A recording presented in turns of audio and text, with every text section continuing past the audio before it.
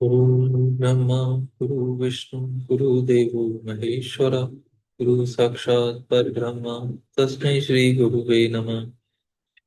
त्वमेव माता च पिता त्वमेव त्वमेव बन्धुः च सखा त्वमेव त्वमेव विद्या द्रविणं त्वमेव त्वमेव सर्वं मम देव देव।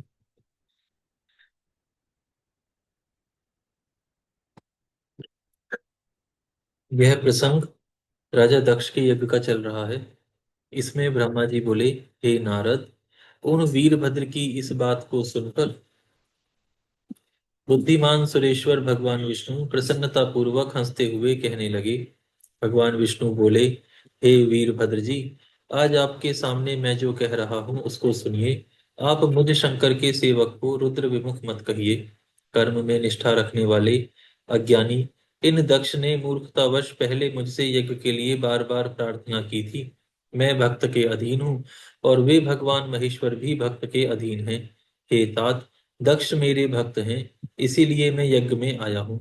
भगवान रुद्र के कोप से उत्पन्न होने वाले हे वीर, हे महान प्रताप के आलय, हे प्रभु, आप रुद्र तेज स्वरूप हैं। आप मेरी प्रतिज्ञा सुनिए। मैं यज्ञ की रक्षा के लिए आपसे युद्ध करूंगा और आप भी इस यज्ञ के विध्वंस के लिए मुझसे युद्ध कीजिए। जो होनहार होगा वह होगा। मैं अवश्य ही पराक्रम प्रकट करूंगा। ब्रह्मा जी बोले। भगवान विष्णु के इस प्रकार कहने पर महाबाहु वीरभद्र ने हंसते हुए कहा कि हे विष्णु, मैं आपको अपने प्रभु शिव का प्रिय जानकर अत्यंत प्रसन्न हूँ। तदनंतर गणों में श्रेष्ठ वीरभद्र जी ने प्रसन्नता पूर्वक हंसते हुए बड़े विनय से भगवान विष्णु से कहा। वीरभद्र जी बोले, हे महाप्रभु, मैंने आपके भाव की परीक्षा के लिए ही ऐसा वचन कहा था। अब मैं यथार्थ बात कह रहा हूँ, उसको आप सावधानी पूर्वक सुनिए। हे हरे, जैसे भगवान शिव हैं वैसे आप हैं, और जैसे आप हैं वैसे ही भगवान शिव हैं। भगवान शिव के आदेश से वेद ऐसा ही कहते हैं। हे रमानाथ, भगवान शिव की आज्ञा के अनुसार हम सब लोग उनके सेवक ही हैं। तथापि मैंने जो बात कही है वह इस वाद विवाद के अवसर के अनुकूल ही है। आप प्रत्येक बात को आदर पूर्वक ही समझें। ब्रह्मा जी बोले। उन वीरभद्र का यह वचन सुनकर भगवान विष्णु हंसकर और उनके लिए हित कर यह वचन कहने लगे। विष्णु जी बोले, हे महावीर, आप निशंक होकर मेरे साथ युद्ध कीजिए। आपके अस्त्रों से शरीर के भर जाने पर भी मैं अपने आश्रम को जाऊंगा। ब्रह्मा जी बोले। ऐसा कहकर वे विष्णु चुप होकर युद्ध के लिए तैयार हो गए और महाबली वीरभद्र जी भी अपने गणों के साथ युद्ध के लिए उद्यत हो गए। यहाँ से 37वां अध्याय प्रारंभ होता है। इस अध्याय में गणों सहित वीरभद्र जी द्वारा राजा दक्ष के यज्ञ का विध्वंस, दक्ष वध, वीरभद्र का वापस कैलाश पर्वत पर जाना और प्रसन्न भगवान शिव के द्वारा उन्हें गणाध्यक्ष पद प्रदान करने का वर्णन किया गया है। ब्रह्मा जी बोले, सभी शत्रुओं के विनाशक महाबलवान वीरभद्र भगवान विष्णु के साथ युद्ध में सभी प्रकार के दुखों को दूर करने वाले भगवान शंकर का अपने हृदय में ध्यान करके दिव्य रथ पर आरूढ़ होकर बड़े महान अस्त्रों को लेकर सिंह के समान गर्जन करने लगे। बलशाली विष्णु भी अपने योद्धाओं को उत्साहित करते हुए महान शब्द करने वाले अपने पांच जन्य नामक शंख को बजाने लगे। उस शंख की ध्वनि को सुनकर जो देवता पहले युद्ध भूमि छोड़कर भाग खड़े हुए थे वे तत्क्षण लौटकर आ गए। तब सेना सहित समस्त इंद्र आदि लोकपाल सिंह गर्जना करके वीरभद्र के गणों के साथ युद्ध करने लगे। उस समय सिंहनाद करते हुए गणों एवं लोकपालों के बीच भयंकर घनघोर द्वंद्व युद्ध छिड़ गया। इंद्र नंदी के साथ युद्ध करने लगे, अग्नि अश्मा के साथ और बलशाली कुबेर कृष्मांडपति के साथ युद्ध करने लगे। तब इंद्र ने 100 पर्वत वाले वज्र से नंदी पर प्रहार किया। नंदी ने भी त्रिशूल से इंद्र की छाती में प्रहार किया। बलवान इंद्र और नंदी दोनों एक दूसरे को जीतने की इच्छा से अनेक प्रकार के प्रहार करते हुए परस्पर प्रीतिपूर्वक लड़ने लगे।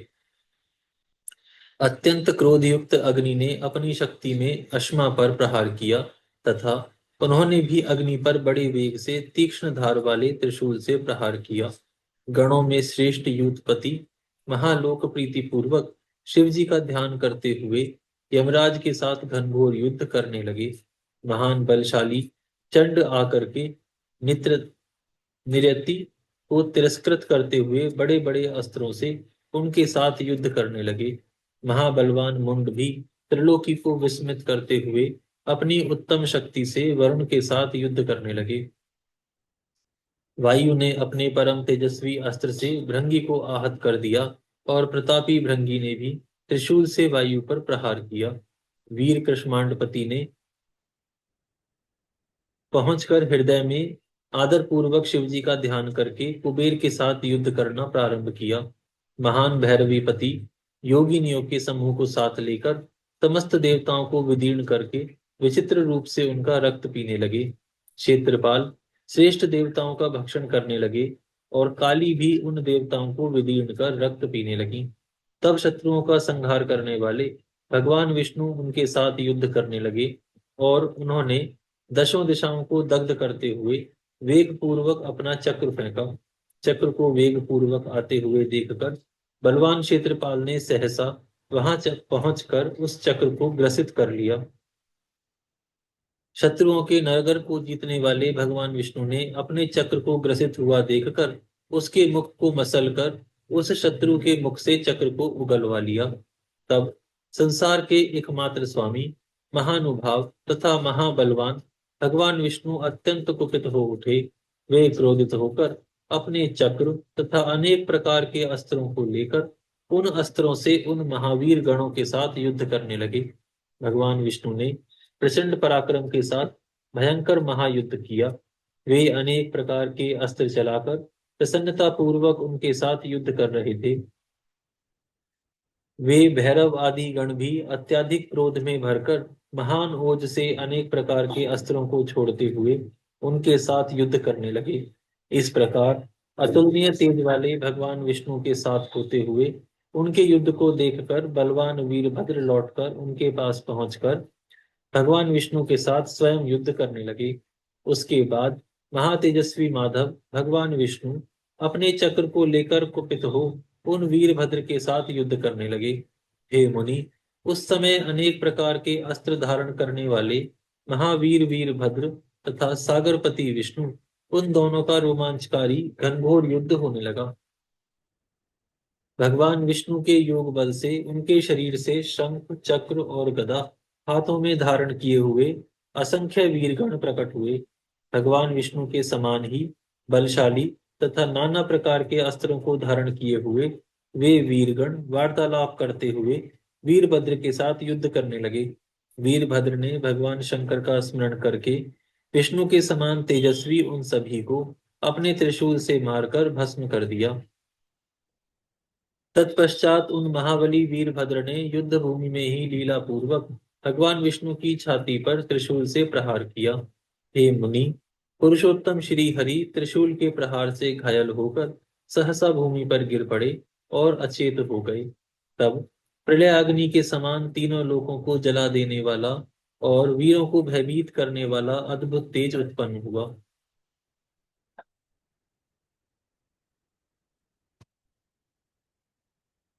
श्रेष्ठ श्रीमान भगवान विष्णु पुनः उठकर क्रोध से नेत्रों को लाल किए हुए अपने चक्र को उठाकर वीरभद्र को मारने के लिए खड़े हो गए। तब दीनता रहित चित्त वाले शिव स्वरूप वीरभद्र ने प्रलयकालीन आदित्य के समान महातेजस्वी उस चक्र को स्तंभित कर दिया। हे मुनि, मायापति महाप्रभु भगवान शंकर के प्रभाव से भगवान विष्णु के हाथ में स्थित चक्र चल नहीं पाया। यह निश्चित रूप से स्तंभित हो गया था। तब भाषण करते हुए उन गणेश्वर वीरभद्र ने भगवान विष्णु को भी स्तंभित कर दिया और वे शिखर युक्त पर्वत के समान खड़े रह गए। हे नारद, वीरभद्र ने जब भगवान विष्णु को स्तंभित कर दिया तब यह देखकर याज्ञिकों ने स्तंभन से मुक्त कराने वाले मंत्र जप करके उन्हें स्तंभन से मुक्त कर दिया। हे मुनि, तदनंतर स्तंभन से मुक्त होने पर शार्ंग नामक धनुष धारण करने वाले रमापति ने कुपित होकर बाण सहित अपने धनुष को उठा लिया। हे तात, हे मुनि, उन वीरभद्र ने 3 बाणों से विष्णु के शान धनुष पर प्रहार किया और वह उसी क्षण 3 टुकड़ों में विभक्त हो गया। तब महावाणी द्वारा बोधित हुए भगवान विष्णु ने उन महागण वीरभद्र को असहाय तेज से संपन्न जानकर अंतर्ध्यान होने का मन में विचार किया। देवी सती के द्वारा किए गए आत्मदाह के समस्त परिणाम को, जो शत्रुओं के लिए असहाय था, जानकर सभी लोग, सबके स्वामी स्वतंत्र शिव जी का स्मरण करके अपने गणों के साथ अपने अपने लोक को चले गए। मैं भी पुत्र के शोक से पीड़ित ही सत्यलोक को चला आया और अत्यंत दुख से व्याकुल होकर विचार करने लगा कि मुझे अब क्या करना चाहिए। मेरे तथा श्री विष्णु के चले जाने पर जो भी यज्ञोपजीवी देवता थे, मुनियों सहित उन सबको शिवगणों ने जीत लिया। उस उपद्रव को, महायज्ञ को विध्वंस होता हुआ देखकर यज्ञदेव अत्यंत भयभीत हो मृग का रूप धारण करके भागने लगे। मृग रूप में आकाश की ओर भागते हुए उन यज्ञ को वीरभद्र ने पकड़कर सिर विहीन कर दिया। उसके बाद महागण वीरभद्र ने प्रजापति, धर्म, कश्यप, अनेक पुत्रों वाले मुनीश्वर, अरिष्टनेमि, मुनि अंगिरा, कृशाश्व तथा महामुनि दत्त के सिर पर पैर से प्रहार किया। प्रतापी वीरभद्र ने सरस्वती तथा देव माता अदिति के नासिका के अग्रभाग को अपने नखाग्र से विदीर्ण कर दिया। तत्पश्चात क्रोध के कारण चढ़ी हुई आंखों वाले उन वीरभद्र ने अन्य अन्य देवताओं को भी विदीर्ण कर उन्हें पृथ्वी पर गिरा दिया। मुख्य मुख्य देवताओं और मुनियों को विदीर्ण कर देने पर भी वे शांत नहीं हुए। महान क्रोध से भरे हुए वे नागराज की भांति सुशोभित हो रहे थे। जैसे सिंह वन के हाथियों की ओर देखता है, उसी प्रकार शत्रुओं को मारकर भी वे वीरभद्र सभी दिशाओं में देखने लगे कि कौन शत्रु कहाँ है। उसी समय प्रतापी मणिभद्र ने भृगु को पटक दिया और उनकी छाती पर पैर से प्रहार करके उनकी दाढ़ी नोच ली। चंड ने बड़े वेग से पूषा के दांत उखाड़ लिए, जो पूर्व काल में महादेव जी को दक्ष द्वारा शाप दिए जाने पर दांत दिखाकर हंस रहे थे। नंदी ने भग को रोषपूर्वक पृथ्वी पर गिरा दिया और उनकी दोनों आंखें निकाल ली। जिन्होंने भगवान शिव को शाप देते हुए राजा दक्ष की ओर नेत्र से संकेत किया था। गणेश्वरों ने स्वधा, स्वाहा, दक्षिणा, मंत्र, तंत्र तथा अन्य जो भी वहां उपस्थित थे, सबको तहस नहस कर दिया। उन गणों ने क्रोधित होकर विताग्नि वितानाग्नि में विष्ठा की वर्षा कर दी। इस प्रकार वीरगणों ने यज्ञ की ऐसी दुर्गति कर दी जिसका वर्णन नहीं किया जा सकता। ब्रह्मपुत्र दक्ष उनके भय से मारे अंतर्वेदी के भीतर छिप गए थे। वीरभद्र पता लगाकर बलपूर्वक उन्हें खींच लाए। उनका गला पकड़कर उन्होंने उनके मस्तक पर तलवार से आघात किया, परंतु योग के प्रभाव से उनका सिर फटा नहीं, अभेद्य ही रह गया। तब उनके सिर को अस्त्र शस्त्रों से अभेद्य समझकर उन्होंने पैरों से राजा दक्ष की छाती को दबाकर हाथ से सिर को तोड़ दिया। तदनंतर गणों में श्रेष्ठ वीरभद्र जी ने उन शिवद्रोही दुष्ट दक्ष के उस सिर को अग्निकुंड में डाल दिया। उस समय वीरभद्र जी अपने हाथ में त्रिशूल घुमाते हुए इस प्रकार सुशोभित हो रहे थे, मानो युद्ध भूमि में संवर्त अग्नि सबको जलाकर क्रोध में भरी हुई पर्वत के समान स्थित हो। जिस प्रकार प्रज्वलित अग्नि पतंग को जलाकर जला डालती है, उसी प्रकार वीरभद्र जी ने क्रोधित होकर बिना परिश्रम किए ही इन सबको मारकर अग्नि से जला दिया।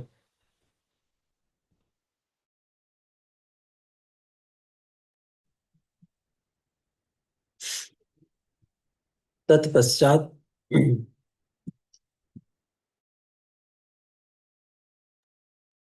तत्पश्चात राजा दक्ष आदि को जलाकर वीरों की शोभा से युक्त त्रिलोकी को गुंजित करते हुए वीरभद्र जी ने अभयानक अट्टहास किया। तदनंतर वहां गणों सहित वीरभद्र जी के ऊपर नंदन वन की दिव्य पुष्प वृष्टि होने लगी।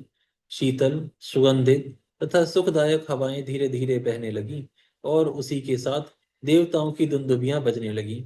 तदनंतर घोर अंधकार का नाश करने वाले सूर्य देव की भांति वे वीरभद्र, दक्ष और उनके यज्ञ का विनाश करके कृत कार्य हो तुरंत कैलाश पर्वत पर चले गए। कार्य को पूर्ण किए हुए वीरभद्र जी को देखकर परमेश्वर भगवान शिव जी मन ही मन प्रसन्न हुए और उन्होंने वीरभद्र जी को गणों का अध्यक्ष बना दिया। यहाँ पर यह अध्याय पूर्ण होता है। यहाँ आज विराम करते हैं, फिर कल से प्रारंभ करेंगे। हरिओम।